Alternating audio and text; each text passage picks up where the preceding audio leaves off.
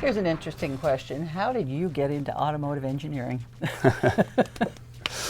Well, probably like many people in my position, spend enough of your boyhood years in the garage, and it's a great path. I really enjoy it. People say I'm a bit passionate about what I do, and it's definitely it's a fun environment to be in. Well, it does come across that you are passionate about what you do, and that's how you would describe yourself, right? Yeah, no question. And in driveline and four-wheel drive systems, working on Jeep is pretty much the pinnacle. We get a great vehicle to start with. We can implement great four-wheel drive systems, and it really gives us the latitude to have a four-wheel drive offering off-road. Well, does the vehicle need to be parked or moving to operate Select Train's system? That's another question. A couple of times that's popped up. The Select Train system is fantastic. It gives the operator different modes to select. So the standard mode is auto, and in auto, the four-wheel drive system will automatically and intelligently decide if you need two-wheel drive or four-wheel drive. That's the best method for maximizing your fuel economy. If the driver were to select any, if they live in the snow belt and they choose snow as their setting, the transmission, the brake system, the four-wheel drive system all work in concert to give the best driving experience in snow. Sand and mud is a great select terrain mode that showcases transmission shift patterns with four-wheel drive distribution. But it can operate at any speed, so even engaging the all-wheel drive, the system can be synchronized and fully engaged at any speed. One of these Jeep Cherokee models that's going to be available is called the Trailhawk. That sounds exciting. It is. Tell me a little bit more about it. The Trailhawk is my favorite. It's by far the most capable in the segment, but it comes with all the four-wheel drive systems of active drive lock. So when you're going off-road, you have the low range, you have a locking rear differential. It's also packaged with skid plates, so you don't damage critical components. It has the best ride height of the three for off-road and ground clearance. Departure angles and approach angles right around 30 degrees.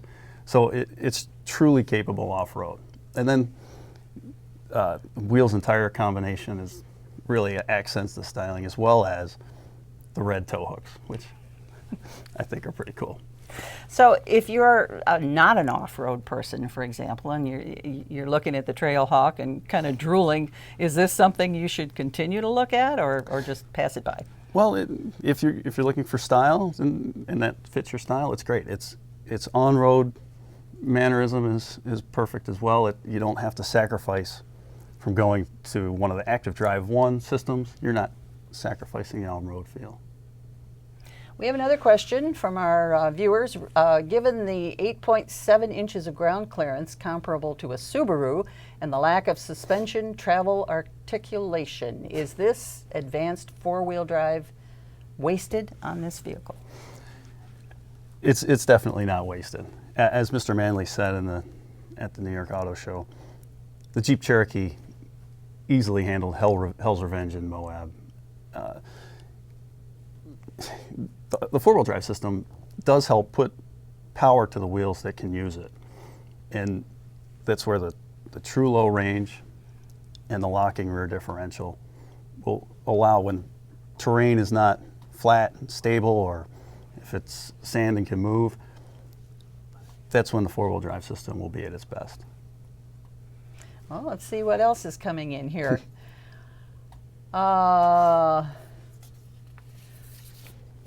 Nothing at the moment, so I've got another question, okay? All right. I want to know a little bit more about the 9-speed and whether or not there are other benefits that are offered by it. Yeah, the primary benefit of the 9-speed, like we said, is fuel economy. This particular one has the shifts are fantastic. So when you're on road, it behaves like any transmission you've driven before, only better shifts, right? But in low range, we are able to take advantage of it as well, and we can very easily tap into the gears in the upper range that would normally be like an overdrive or highway usage. We can use those off-road to get the control, to get the driver the confidence he needs off-road. Another one, does rear axle disconnect completely when traction accommodates front wheel drive? That's a good question, and we want to make sure that we do. From the beginning, we've always said that we need to fully disconnect. There are certain, anytime you have gearboxes, you can have potential energy losses or things that reduce the efficiency. So yeah, when you're able to drive in two-wheel drive and the system disconnects, it disconnects completely. So it approaches the economy of a two-wheel drive car. Another question from our viewers, are all three 4x4 systems available on all the Cherokee models? Yeah, your Active Drive 1 and 2 are available on the Sports and the Limited. The Trailhawk always has the Active Drive lock. And are all three well, I just did that one, okay. We've got half a question here, so I'm going to wait on that. Oh, here it comes. Can Rich explain the Select Terrain and how it works? No problem. Select Terrain, like I said, it allows us from a four-wheel drive standpoint to know what the driver wants, and that's very unique and it's very useful to us.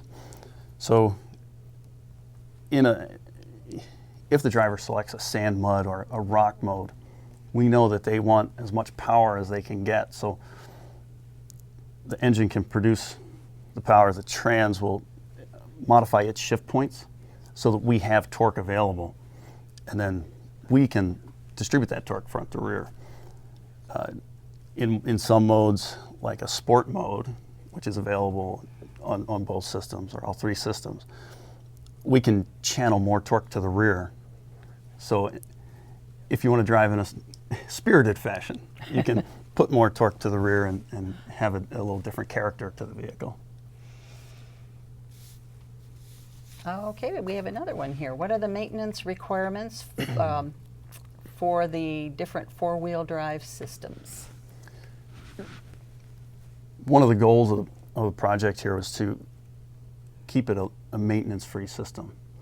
So even though we have the traditional high-poid gearing, we have planetary gearing, the systems are lubed for life and don't require regular maintenance. So that's definitely a benefit as far as we could tell. Right.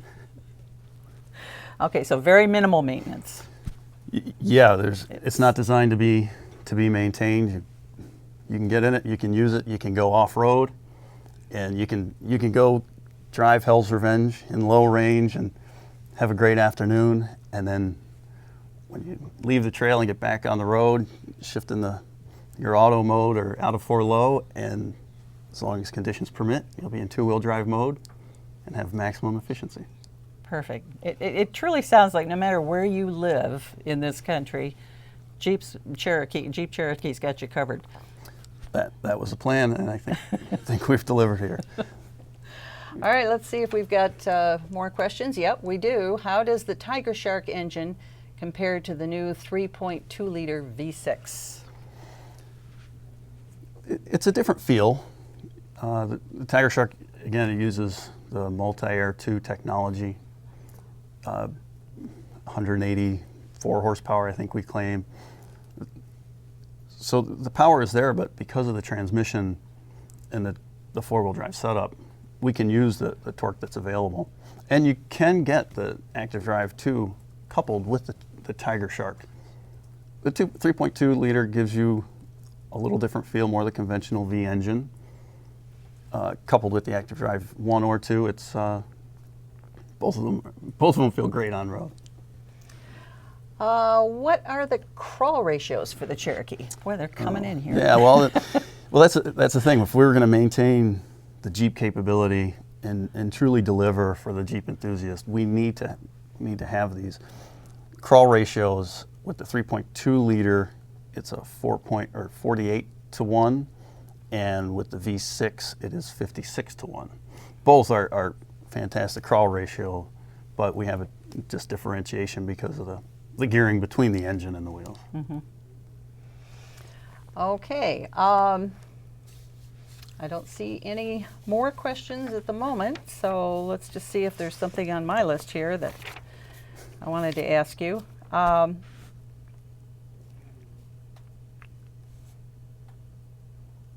I think I've covered just about everything here, Rich. Is there something you want to add? Have I missed something? I know just from the response we get, people on the road and some of the conversation earlier, we know that people are eager to see these cars, and I think people are going to be... That's a good thing. Yeah, it's great. and I think that enthusiasm from the Jeep community will be there. When they finally do get to drive the cars, they're going to be impressed. That's good to hear. Thanks so much, Rich, for being our guest here this evening. You're welcome. And coming up this Friday, we'll be live streaming our What's New program from the Chelsea Proving Grounds in Chelsea, Michigan, beginning at 10 a.m. Eastern Time. So join us for interviews with Chrysler Group brand executives as they look at what's new for 2014. In the upcoming weeks, we'll continue our series on the all-new 2014 Jeep Cherokee with segments on design, technology, and safety and security. Thanks for joining us. We hope to see you back here next time on Behind the Wheel.